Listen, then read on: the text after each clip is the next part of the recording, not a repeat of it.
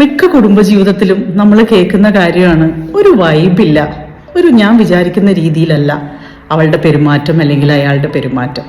ഇവിടെ സംഭവിക്കുന്ന എന്താണെന്നറിയോ? സീരിയസ് ഇഷ്യൂസ് ഒന്നുമില്ല, പക്ഷെ ഒരു പോസിറ്റീവ് എനർജി പരസ്പരം കൊടുക്കാൻ പറ്റുന്നില്ല.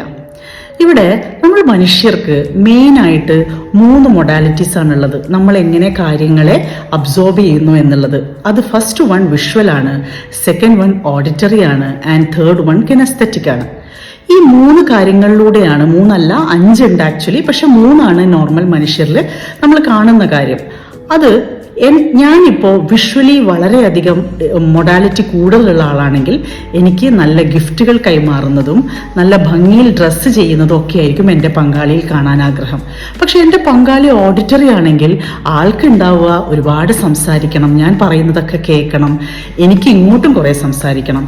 ഇത് രണ്ടും അല്ലാത്ത കിനസ്തെറ്റിക് ആണ് പങ്കാളിയെങ്കിലോ ടച്ച് ചെയ്യുക, ഹഗ് ചെയ്യുക, അങ്ങനെയുള്ള എക്സ്പ്രഷൻ ലവ് അങ്ങനെയായിരിക്കും കാണിക്കുക. അപ്പം എനിക്ക് കിട്ടുന്ന ആള്, ഞാൻ ഓഡിറ്ററി ആണ് പക്ഷെ എൻ്റെ പങ്കാളി വിഷ്വലാണെങ്കിൽ നമുക്ക് തീരെ അങ്ങോട്ടും ഇങ്ങോട്ടും വൈബ് ഉണ്ടാവില്ല.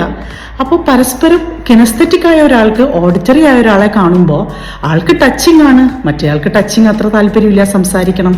അപ്പോൾ നിങ്ങളുടെ പങ്കാളി ഏത് ടൈപ്പ് മൊഡാലിറ്റി ഉള്ളതാണെന്ന് ഇന്ന് തന്നെ ചെക്ക് ചെയ്യുക.